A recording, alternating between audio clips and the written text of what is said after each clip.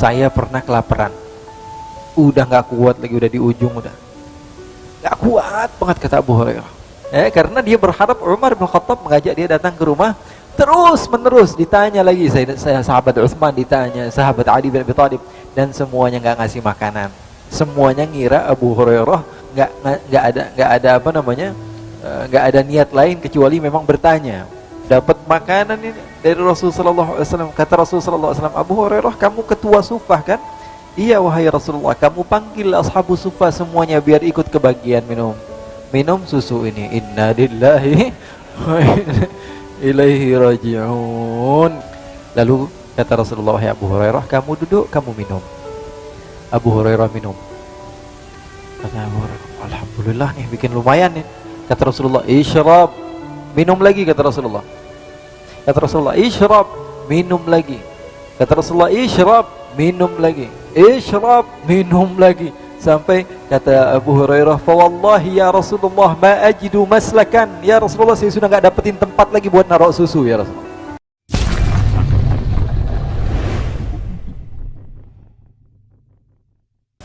Abu Hurairah radhiyallahu taala anhu tinggal bersama ashabus suffah.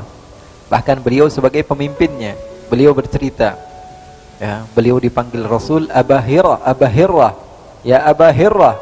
Karena apa? Karena beliau pernah suatu waktu bawa kucing dimasukkan ke bajunya. Jadi baju orang Arab dulu itu panjang seperti ini, jubahnya tapi panjang, namanya kum. Dimasukkan apa? Segala sesuatu masuk ke sini, segala sesuatu masuk ke tempat ini. Abu Hurairah ketika itu memasukkan kucing. Kemudian Rasulullah sallallahu alaihi wasallam tanya, apa itu hai Abdurrahman? Katanya, ini kucing ya Rasulullah. Ya Aba Hirrah, kata Rasulullah, wahai bapaknya kucing. Dari situ beliau dipanggil Abu Hurairah radhiyallahu taala anhu wa 'anil jami'. Abu Hurairah pernah cerita, saya pernah kelaparan, udah nggak kuat lagi, udah di ujung, udah nggak kuat banget, kata Abu Hurairah. Akhirnya siapa orang yang saya sangat harapkan? Abu Bakar, rumahnya nggak begitu jauh. Saya muter cari Abu Bakar. Apa yang saya lakukan? Pertama, saya sudah tahan, saya tidur berbalik seperti itu, masih lapar, kata Abu Hurairah. Saya ambil batu, saya ikat sehingga apa? Saya kencangkan perut saya masih lapar, saya nggak kuat. Akhirnya saya datangi sahabat-sahabat. Di antara yang saya lihat pertama kali, Abu Bakar ada di depan rumahnya. Saya datangi bergegas. Saya tanya, Abu Bakar, labbaika ya Abu Hurairah. Kenapa wahai Abu Hurairah? Saya mau tanya, padahal pengen minta makan. Abu Hurairah yang cerita. Saya pengen tanya apa? Saya pengen tanya tentang ayat yang ada di dalam Al-Quran. Ini asbabun nuzulnya bagaimana wahai Abu Hurairah? Kan engkau adalah orang yang lama hidup dengan Nabi. Ayatnya begini bunyinya gimana? Dijawab sama Abu Hurairah, sama Sayyidina Abu Bakar As-Siddiq dengan jawaban yang panjang. Dan setelah jawabannya panjang, wahai Abu Hurairah, apakah ada pertanyaan lagi? Kata Abu Hurairah, udah nggak ada wahai Abu Bakar. Akhirnya Abu Hurairah pergi. Padahal niatnya apa? Habis ditanya, kamu sudah makan apa belum? Biasanya kan ditanya begitu. Anak santri nih tinggal sama Nabi, biasanya ditanya, udah makan apa belum? Tadi dikasih makan apa? Belum, ya udah makan di rumah, begitu kan? Begitu, harusnya begitu, ngasih kode. Tapi Sayyidina Abu Bakar nggak paham ketika itu. Ada pertanyaan lagi, kata Sayyidina Abu Bakar, kata Abu Hurairah, Sayyidina Abu Hurairah, nggak ada wahai Abu Bakar. Takut kepanjangan lagi jawabnya. Akhirnya Sayyidina Abu Hurairah cari Sayyidina Umar. Wahai Umar, kau faham tentang urusan-urusan fikih dan semisalnya. Saya mau bertanya, ada si fulan bin fulan begini dan begini, hukumnya bagaimana? Dijawab dengan detail oleh Sayyidina Umar. Kemudian setelah itu ada pertanyaan lagi, wahai Abu Hurairah. Kata Abu Hurairah, tidak ada. Karena dia berharap Umar bin Khattab mengajak dia datang ke rumah. Terus menerus ditanya lagi, saya sahabat Utsman ditanya, sahabat Ali bin Abi Thalib, dan semuanya nggak ngasih makanan. Semuanya ngira Abu Hurairah nggak ada apa namanya, nggak ada niat lain kecuali memang bertanya. Rasulullah SAW di depan rumah liatin Abu Hurairah bolak-balik. Rasulullah senyum.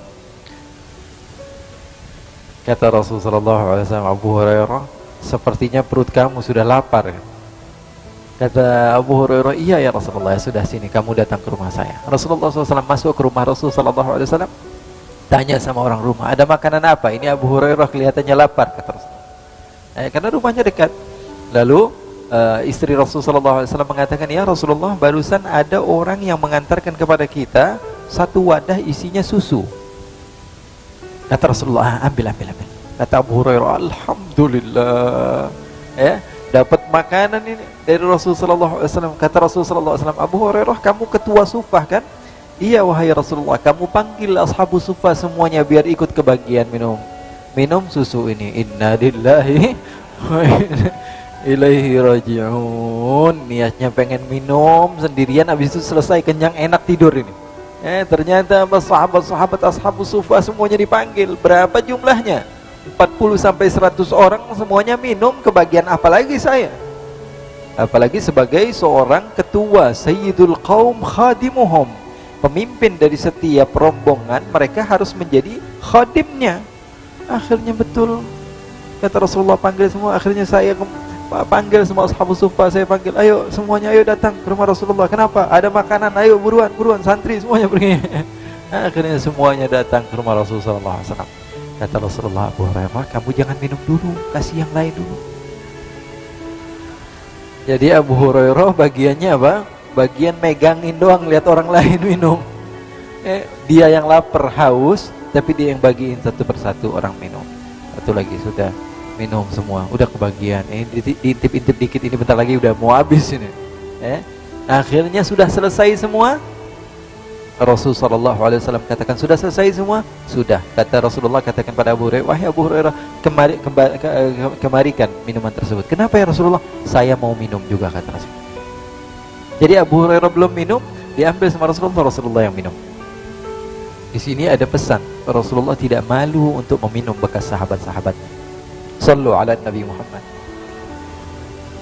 Makhluk yang paling agung, paling utama tidak malu minum daripada bekas orang-orang yang tidak jelas tinggalnya di mana bersama-sama Rasulullah SAW, yang tidak memiliki rumah, yang tidak memiliki keluarga. Mereka semua tinggal bersama Rasulullah SAW dan Rasulullah minum bekas mereka. Lalu kata Rasulullah, ya Abu Hurairah, kamu duduk, kamu minum. Abu Hurairah minum. Kata Abu Hurairah, alhamdulillah nih, bikin lumayan nih. Kata Rasulullah, isyrab, minum lagi, kata Rasulullah. Susu yang wadah cuman kecil seperti itu nggak habis-habis. Ini diantara mukjizat Rasulullah SAW. Kata Rasulullah, isyrab, minum lagi. Kata Rasulullah, isyrab, minum lagi. Isyrab, minum lagi. Sampai kata Abu Hurairah, fa wallahi ya Rasulullah ma ajidu maslakan. Ya Rasulullah, saya sudah nggak dapetin tempat lagi buat naruh susu ya Rasulullah. Akhirnya setelah Abu Hurairah minum, diambil lagi gelasnya oleh Rasul, dan Rasulullah SAW meminum lagi bekas Sayyiduna Abu Hurairah radhiyallahu ta'ala anhu.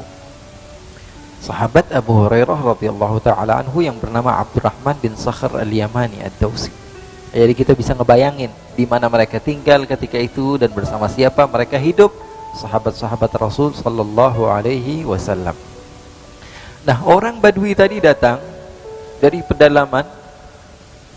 Apa yang dia ingin lakukan? Datang ke masjid untuk buang air kecil di masjid.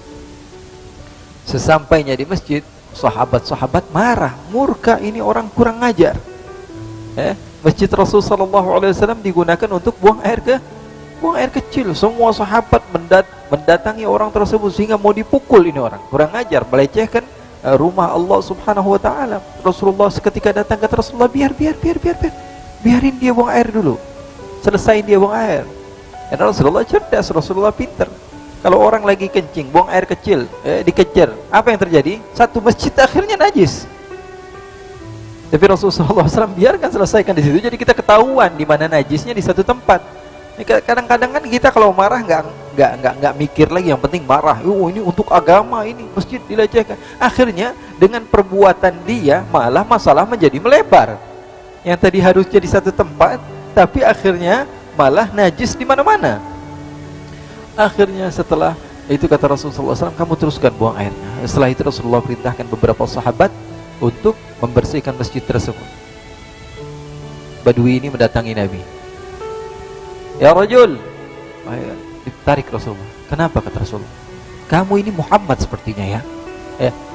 Iya, kata Rasulullah, saya Muhammad. Saya Muhammad, kata Rasulullah. Kamu mau apa, katanya? Kamu adalah Nabi, saya beriman kepada Allah dan beriman kepada kamu. Tapi saya dapati sahabat-sahabat kamu galak semuanya. dan kamu orangnya baik. Kamu mau apa, kata Rasulullah SAW? Angkat tangan kamu sekarang. Rasulullah dipaksa untuk angkat tangan. Kenapa, kata Rasulullah? Angkat saja. Rasulullah angkat tangan. Saya mau berdoa, kata Badui. Akhirnya kata Rasulullah angkat tangan Rasulullah, dia doa kepada Allah, Allahumma arhamni warham Muhammadan wala tarham ahadan minhum. Ya Allah, sayangi saya, sayangi Muhammad yang sudah baik sama saya, tapi yang jahat-jahat sama saya tolong jangan. Maka Rasulullah SAW tertawa ketika mendengar doa si Badui tersebut. Jadi kehidupan Rasulullah SAW menarik gitu ya. Kehidupan Rasulullah SAW begitu indah, kehidupan Rasulullah SAW begitu cerah. Kehidupan Rasulullah SAW, sahabat Ibn Umar ditanya, apakah sahabat mereka yadhakun, mereka tertawa? Kata Ibn Umar, na'am yadhakun. Mereka tertawa, tapi hati mereka dengan keimanan seperti gunung yang kokoh tidak akan tergoyangkan. Mereka tertawa di siang hari, tapi di malam hari mereka seperti orang-orang yang layu dan menangis di hadapan Allah Subhanahu wa ta'ala. Mudah-mudahan Allah Subhanahu wa ta'ala berikan kepada kita keberkahan dari kisah-kisah baginda Rasulullah SAW, dan insyaAllah di minggu yang akan, bulan yang akan datang, insyaAllah kita akan bercerita kemarin tentang ibu bapak Rasulullah SAW ketika menikah. Jadi kita kisah ini dari awal, tapi masih sampai Rasulullahnya belum lahir. Nggak apa-apalah, kita cerita sedikit demi sedikit, dan insyaAllah kita khatamkan sampai Rasulullah SAW hijrah ke kota Madinah dan seterusnya sampai kita memahami betul siapa itu baginda Rasulullah SAW, dan kita memahami kisah hidup baginda Nabi besar Muhammad sallallahu alaihi wasallam. Ada sedikit waktu mungkin tanya jawab sebelum salat. Tafadhal, silahkan.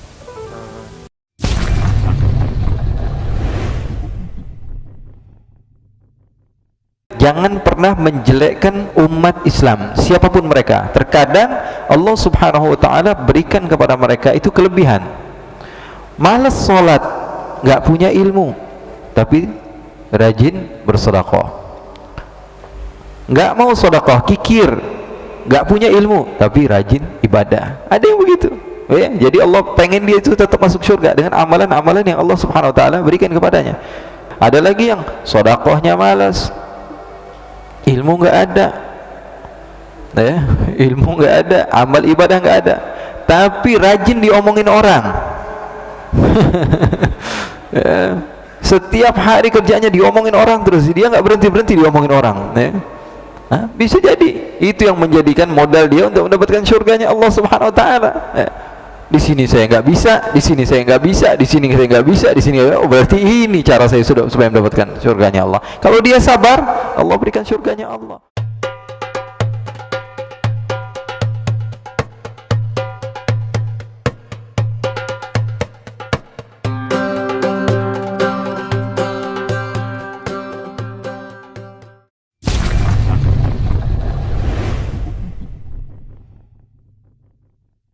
Majlis yang dipenuhi dengan rahmat daripada Allah Subhanahu wa ta'ala. Kata Imam Sufyan ibn Uyainah, "Inda dzikri salihin tatanazzalu rahmat." Ketika disebutkan nama satu orang salih, maka akan turun rahmat Allah Subhanahu wa ta'ala kepada kita. Wa kaifa bi aslahis salihin. Lalu bagaimana yang kita omongin ini bukan orang saleh lagi, tapi pemimpinnya orang-orang saleh. Tentu rahmat Allah Subhanahu wa ta'ala banyak Allah berikan kepada kita. Kita sadar atau tidak kita sadar, yang terpenting Allah memberikan rahmatnya kepada kita. Alhamdulillah. Terkadang kita mendapatkan kemudahan di dalam hidup. Terkadang Allah Subhanahu wa ta'ala mendekatkan kita kepada orang-orang yang saleh. Kita tidak sadar bahwa itu karena berkat majlis kita datang malam ini. Allah Subhanahu wa ta'ala mempermudah rezeki kita, Allah Subhanahu wa ta'ala mempermudah urusan kita. Itu terkadang itu rahmat Allah Subhanahu wa ta'ala karena satu amalan kita yang kita lakukan dan kita tidak sadar. Ya, paling enak itu kalau kita melakukan amalan tapi kita nggak sadar, pahalanya dapat, enak begitu. Dibanding kita tahu kita melakukan amal soleh, berharap supaya mendapatkan balasan dari Allah, tahu-taunya amal soleh kita nggak diterima sama Allah. Na'udzubillah min dzalik. Makanya Sebagian ulama mengatakan, saya kalau berdoa kepada Allah, saya terkadang berharap doa saya tidak diijabah dulu sekarang. Kenapa? Karena Allah pasti mengijabah doa. Allah yang bilang, apa kata Allah dalam Al-Quran? Ud'uni astajib lakum. Minta sama saya, kata Allah, saya pasti akan berikan kepadamu. Siapapun antum, dimanapun antum berada, antum minta sama Allah, Allah pasti kasih. Yang ngomong siapa? Allah. Allah dusta? Allah maha jujur. Innallaha la yukhliful mi'ad. Allah tidak mungkin ingkar janji, dan Allah mengatakan, minta saya kasih. Berarti setiap orang di antara kita yang meminta kepada Allah pasti yang bilang siapa? Allah. Oke. Semua kita sepakat bahwa setiap orang yang meminta pasti dikasih. Saya sekarang, ya Allah, ya Rabbal Alamin, berikanlah saya ya Allah uang, jangan banyak-banyak ya Allah, 3 miliar aja malam ini ya Allah. Misalnya doa begitu sama Allah, minta sama Allah dengan jujur, Allah pasti kasih. Enggak sekarang, besok. Enggak besok, lusa. Enggak lusa, nanti di kuburan. Di saat semua orang kesusahan, kita dapat harga yang kita minta waktu itu di dunia, Allah berikan kenikmatan di kubur kita. Enggak dapat di kuburan, kelak di surga. Minta sama Allah supaya diberikan kemudahan bisa ziarah ke Makkah dan Madinah. Minta kepada Allah Subhanahu wa taala supaya memiliki kendaraan yang sedikit mewah, supaya berjalan ke masjidnya lebih mudah atau berdakwahnya lebih mudah. Minta sama Allah Subhanahu wa taala, Allah kasih. Enggak di dunia, nanti di akhirat. Di jembatan Sirat semuanya jalan kaki, kita naik mobil mewah. Ya, kenapa? Karena kita minta sama Allah, Allah pasti kasih. Allah mengatakan, ud'uni astajib lakum. Minta, saya akan berikan. Kalau kita sudah minta sama Allah Subhanahu wa taala, cuman sekarang belum diberikan oleh Allah, kelak di akhirat kita akan diberikan oleh Allah. Nah, yang seperti itu sepertinya lebih enak ya, fujaatul khair. Kita ngira kita nggak punya amal, tahu-taunya kita punya amal. Umrah berkali-kali, haji berkali-kali, ziarah Nabi berkali-kali, umrah bersedekah, umrah infak, padahal nggak pernah ngeluarin. Dari mana? Dari doa yang Allah Subhanahu wa taala jaga, yang Allah simpan. Makanya kalau berdoa kepada Allah Subhanahu wa taala, jangan bersedih. Saya sudah minta berkali-kali sama Allah, kok nggak dikasih-kasih sama Allah? Bukan nggak dikasih, Allah paling tahu kapan waktu tepat untuk memberikan kamu pemberian tersebut. Allah paling tahu kapan waktu yang tepat untuk diberikan pemberian tersebut. Kadang-kadang maksa sama Allah, akhirnya dikasih. Ya Allah, pokoknya pengen mobil sekarang juga, dipakai mobilnya, tabrakan akhirnya. Buat apa? Untuk apa? Makanya minta sama Allah Subhanahu wa taala, ya Allah, aku meminta kepadamu sesuatu yang terbaik menurutmu, bukan yang terbaik menurutku. Yang terbaik menurut Allah, bukan yang terbaik menurut kita. Karena kita makhluk yang lemah, kita ini nggak tahu apa-apa. Manusia ini lemah, manusia ini buta, manusia ini lemah, nggak tahu apa-apa. Seperti yang saya contohkan, mungkin bulan lalu saya contohkan kepada antum semua, manusia ini lemah, tidak pernah mampu untuk memahami sesuatu kecuali kalau sudah terjadi. Contohnya seperti ini. Di zaman Nabi Muhammad SAW, Nabi Muhammad SAW Isra dari kota Makkah menuju Palestina, betul nggak? Oke. Sampai di Palestina, kemudian Rasulullah dimi'rajkan dan pulang. Di pagi hari sudah berada di kota Makkah. Lalu Abu Jahal mendengar dan tertawa, dan dia katakan, wah, Muhammad sudah mulai aneh omongannya nih. Masa malam pergi, pagi sudah ada di Mekah. Kami ini katanya sampai capek-capek ya. Kami membawa kuda kami atau unta kami berbulan-bulan untuk bisa sampai kepada Palestina. Sementara Muhammad mengatakan bahwa dia sudah sampai ke kota Palestina, dan di malam hari itu juga dia sudah kembali di kota Makkah, atau pagi hari dia sudah kembali di kota Makkah. Seketika Abu Jahal mendatangi rumah Abu Bakar, sahabat Rasul SAW. Kenapa? Karena ini Abu Bakar pasti berubah pikiran ini ya, Nabi Muhammad sudah mulai aneh. Ini Abu Bakar pasti berubah pikiran nih. Ada cerita baru nih, ini orang kayak gini, namanya Abu Jahal nih, begini. Ya, nggak boleh ngelihat orang temenan dekat ada keburukan dikit pasti dia langsung kasih tahu, temen ente tuh dia begini begitu. Biar apa? Namam, supaya ya memecah belah antara hubungan dua orang. Itu Abu Jahal tuh yang kayak gitu. Abu Jahal CS ya, nggak bisa ngelihat orang dekat dia hasud. Gimana caranya supaya dipisahkan? Wah, nggak boleh temannya yang satu ada keburukan pasti dikasih tahu ke teman yang satunya. Supaya apa? Supaya pecah belah. Makanya Imam Syafi'i radhiyallahu taala ketika ada temannya yang datang mengatakan kepada Imam Syafi'i, Imam Syafi'i, kenapa, kata Imam Syafi'i, si fulan bin fulan bilang kalau antum itu begini begitu, dijelekin antum, dibilang begini. Apa kata Imam Syafi'i? Kamu ini yang membawa berita ini, kalau kamu bohong berarti kamu pendusta, ya, membawa satu berita yang tidak benar, membawa fitnah. Kalau kamu benar dengan ucapan kamu berarti kamu ini pengadu domba. Dan di dalam dua keadaan kamu nggak ada yang benar. Ente mau jujur, ente mau dusta, nyampein omongan orang ke saya, itu tetap kamu salah. Di dalam dua keadaan kamu salah. Kamu benar, kamu adalah pendusta. Kamu benar, kamu adalah kamu adalah pengadu domba. Kalau kamu bohong berarti kamu pendusta. Jadi nggak ada benernya. Tapi ini Bib, saya mau jujur sama dia Bib, biar dia tahu bahwa sungguhnya dia diomongin orang. Nggak ada bagus-bagusnya itu, ya, supaya saya ini nyampein sesuatu yang benar. Orang tuh ngejelekin si fulan, nggak boleh begitu. Dalam agama Islam nggak boleh. Kamu salah, kamu pembohong. Kalau kamu betul berarti kamu pengadu domba. Jadi kalau misalnya ada yang ngomongin teman kita, udah jangan disampaikan sama dia. Lebih bagus dia nggak nyampe gitu, ya. Tapi saya mau jujur itu terkadang dilarang. Contohnya, punya temen jelek banget, dia bilang, ih kamu jelek banget ya. Saya mah jujur doang, bukan mau, dia bilang saya jujur, saya diperintahkan Al-Quran untuk jujur. Saya mau bilang sama kamu, kamu tuh jelek banget rupanya, itu dosa hukumnya, ya. Tapi jujur, walaupun jujur, itu jujur yang membawa membawa kepada mudarat. Jadi Imam Syafi'i ketika didatangi seseorang membicarakan kejelekan, kemudian dia katakan, kamu kalau betul dia ngomongin saya berarti kamu adalah kamu adalah pengadu domba, ya. Jadi nggak boleh kita menyampaikan sesuatu yang tidak benar. Kalau misalnya kita diomongin orang itu bersyukur, harusnya kita mendapatkan pahala, kita nggak perlu capek.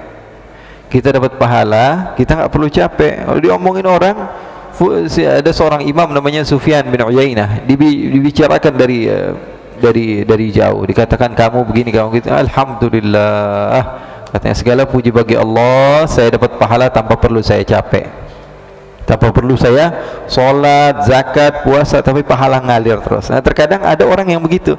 Makanya saya bilang, jangan pernah menjelekkan umat Islam, siapapun mereka. Terkadang Allah subhanahu wa ta'ala berikan kepada mereka itu kelebihan. Malas sholat, nggak punya ilmu, tapi rajin bersedekah. Nggak mau sedekah, kikir, nggak punya ilmu, tapi rajin ibadah. Ada yang begitu, ya. Jadi Allah pengen dia itu tetap masuk surga dengan amalan-amalan yang Allah subhanahu wa ta'ala berikan kepadanya. Kikir, nggak mau sedekah, ibadah nggak ada, malas ibadahnya, tapi berilmu. Terkadang itu jalan Allah subhanahu wa ta'ala untuk menjadikan dia ahli surga. Ada lagi yang sedekahnya malas, ilmu nggak ada, ya, ilmu nggak ada, amal ibadah nggak ada, tapi rajin diomongin orang. Ya, setiap hari kerjanya diomongin orang terus, dia nggak berhenti diomongin orang, ya. Bisa jadi itu yang menjadikan modal dia untuk mendapatkan surganya Allah subhanahu wa ta'ala, ya. Di sini saya nggak bisa, di sini saya nggak bisa, di sini saya nggak bisa, di sini, oh berarti ini cara saya supaya mendapatkan surganya Allah. Kalau dia sabar, Allah berikan surganya Allah. Makanya jangan pernah nganggep, wah ini muslim, ini malas ibadah, wah ini pasti punya kelebihan. Kalaupun nggak punya kelebihan yang tadi, kelebihannya banyak diomongin orang dan dia sabar, ya. Jadi itu adalah nilai plus bagi dia.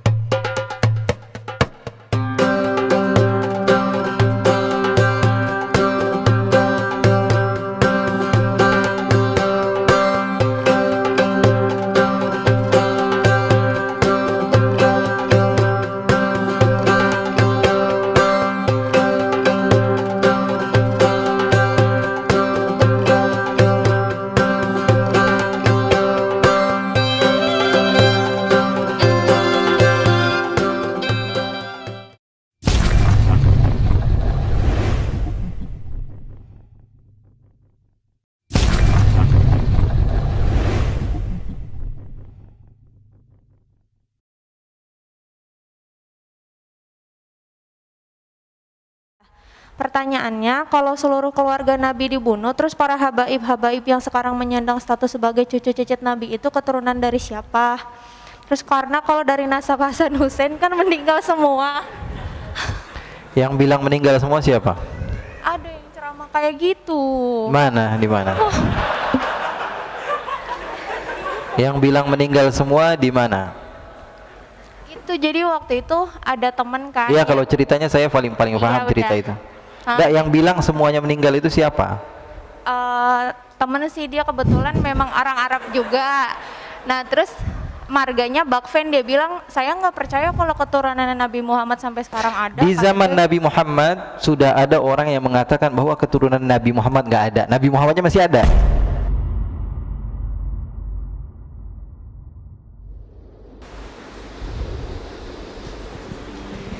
Assalamualaikum warahmatullahi wabarakatuh. Waalaikumsalam warahmatullahi.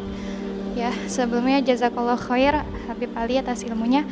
Terima kasih atas kesempatan bertanyanya. Saya ingin bertanya terkait hadis Nabi Muhammad SAW yang tentang umatku akan terpecah menjadi 73 golongan dan semuanya masuk neraka kecuali satu, yaitu yang Hadis tersebut menjadi pembahasan para ulama. Ada sebagian ulama yang mengatakan bahwa hadis itu tidak berdasar karena matanya tidak sesuai dengan aslinya. Kenapa? Katanya bahwa sesungguhnya ada 73 golongan, semuanya di neraka. Kalau saja sekarang begini, umat Nabi Musa, umat Nabi Isa, umat Nabi Muhammad, mana yang lebih mulia? Umat Nabi Muhammad dengan dalil Al-Quran, kuntum khairu ummatin ukhrijat linnas. Betul atau tidak? Sekarang sepakat bahwa umat Nabi Muhammad lebih mulia, betul? Dan sekarang kalau dikatakan lebih mulia, harusnya pembagiannya lebih dikit dong. Sementara Yahudi dikatakan lebih sedikit pembagiannya, lebih aman berarti hidupnya. Kemudian iftaraqatil Yahud, pertama Yahudi, kemudian Nasara, kemudian umat Islam. Umat Islam lebih banyak terpecah belahnya. Artinya apa?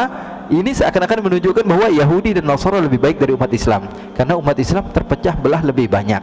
Itu ditolak oleh sebagian ulama dan mengatakan bahwa matan dari hadisnya ini tidak sesuai dengan Al-Quran. Al-Quran mengatakan umat Nabi Muhammad SAW lebih mulia. Paham atau tidak? Berarti hadisnya belum ada masalah. Oh, ada masalah ya. Oke, terima kasih Habib. Syukran. Banyak sebenarnya hadis-hadis yang dikenal oleh masyarakat, tapi ulama hadis mengatakan bahwa itu bukan hadis. Di antaranya di bulan Rajab nih, barang siapa yang memberitahukan kepada sahabatnya bahwa hari ini adalah 1 Rajab, dia akan dapat pahala. Kalau nggak disebarkan WhatsApp ini, dia dapat musibah. Emang zaman Nabi ada WhatsApp? Aneh-aneh orang bikin hadis tuh yang cakep kayak bikin hadis yang nggak nyebarin WhatsApp dapat musibah, siap-siap dapat. Ya Allah. Siapa yang puasa hari pertama dapat istana, hari kedua dapat ini, hari ketiga dapat itu. Kayak dia yang bikin absen gitu, dapat. Ya, itu tidak berdasar. Bahkan sebagian ulama mengatakan dimasukkan dalam hadis-hadis maudhu yang dikarang-karang. Hadis Rasulullah yang mengatakan, katanya Rajab adalah bulannya Allah, Sya'ban adalah bulannya Nabi, dan Ramadan adalah bulannya umat Nabi. Itu bukan hadis, bukan hadis ya. Tidak ada hadisnya. Tidak ada hadisnya. Walaupun artinya sebenarnya tidak bermasalah, karena memang Rajab adalah bulan Allah yang haram. Bulan Sya'ban adalah bulan turunnya firman Allah, innallaha wa malaikatahu yusholluna 'alan nabi, bulannya Rasulullah. Dan Ramadan adalah bulan kebahagiaan umat Nabi Muhammad. Walaupun artinya enggak salah, tapi yang hak harus kita sampaikan bahwa hadis tersebut tidak berdasar. Assalamualaikum warahmatullahi wabarakatuh. Waalaikumsalam warahmatullahi wabarakatuh. Mau tanya, kan di kejadian Karbala diriwayatkan kalau seluruh keturunan Nabi termasuk istri Hasan dan Hussein, anak-anak Sayyidina Ali bin Abi Thalib, anak-anaknya Hasan Hussein dan keluarga Nabi dibunuh total sama Ubaidillah ibn Ziyad, orang kepercayaannya Yazid bin Muawiyah. Pertanyaannya, kalau seluruh keluarga Nabi dibunuh, terus para habaib-habaib yang sekarang menyandang status sebagai cucu cicit Nabi itu keturunan dari siapa? Terus karena kalau dari nasab Hasan Hussein kan meninggal semua. Yang bilang meninggal semua siapa? Ada yang ceramah kayak gitu. Mana? Di mana? Yang bilang meninggal semua di mana? itu jadi waktu itu ada temen kan. Iya, kalau ceritanya saya paling Iya, paham cerita benar. itu. Hah? Nggak, yang bilang semuanya meninggal itu siapa? Temen sih, dia kebetulan memang orang Arab juga. Nah terus marganya Bakfen, dia bilang saya nggak percaya kalau keturunan Nabi Muhammad sampai sekarang ada. Di zaman Katanya. Nabi Muhammad sudah ada orang yang mengatakan bahwa keturunan Nabi Muhammad nggak ada. Nabi Muhammadnya masih ada. Nabi Muhammadnya masih ada. Dia udah bilang bahwa keturunan Nabi Muhammad nggak ada. Dia bilang, wah Muhammad abtar. Muhammad nggak bakalan punya keturunan. Faham? Lalu Allah Subhanahu wa taala murka kepada orang tersebut. Namanya Al-As bin Wa'il As-Sahmi. Lalu Allah katakan, inna syani'aka huwal, yang bilang kamu nggak punya keturunan, dia nggak bakalan punya keturunan. Bilangin sama teman kamu. Itu dalil Al-Quran. Baca terus menerus tapi nggak paham. Inna syani'aka.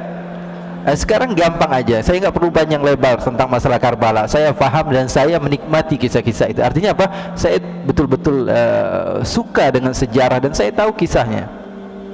Dan siapa yang selamat, siapa yang nggak selamat. Ya, dibilang semua yang nggak selamat ya masalah itu ya Pak. Apa di dalam sejarahnya ada masalah. Ulama semua sepakat kok. Sekarang saya sebutkan hadis satu saja dari Al-Imam Ahmad bin Hanbal.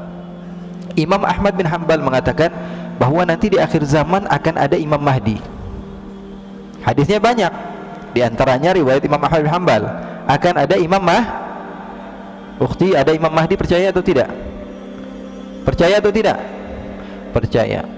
Dan ini harus kita yakini bahwa Imam Mahdi akan ada. Dan di dalam hadis tersebut dikatakan bahwa Imam Mahdi akan muncul dari keturunan saya. Percaya atau tidak? Namanya seperti nama saya, kata Nabi Muhammad. Percaya atau tidak? Dan dia dari keturunan saya. Sekarang kalau di akhir zaman ada keturunan Nabi, terus di zaman sekarang nggak ada keturunan Nabi, munculnya dari mana? Faham atau tidak? Ya, kalau dibilang di akhir zaman nanti ada keturunan Nabi, keluar Imam Mahdi, terus sekarang nggak ada keturunan Nabi, keluar dari goa, tiba-tiba ada, ya nggak begitu. Ini apa namanya, kesalahan yang sebetulnya salah di dalam sejarah, salah di dalam dalil, salah di dalam apa, sesuatu yang kita lihat dengan mata. Keturunan Nabi dijaga. Rasulullah dalam hadis yang sahih mengatakan, fa innal ansaba tanqati'u yaumal qiyamah ghaira nasabi wa sababi wa sihri.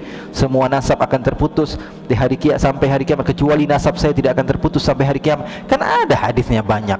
Masa gara-gara cerita teman tentang Karbala dan tidak mendasar kita meyakini hal tersebut? Ya, nggak bisa. Apalagi dalil yang tadi saya sebutkan tentang Nabi Imam Mahdi itu juga masuk di dalam dalil, dan akal, secara akal juga kita mau nggak mau kita terima bahwa mereka itu ada.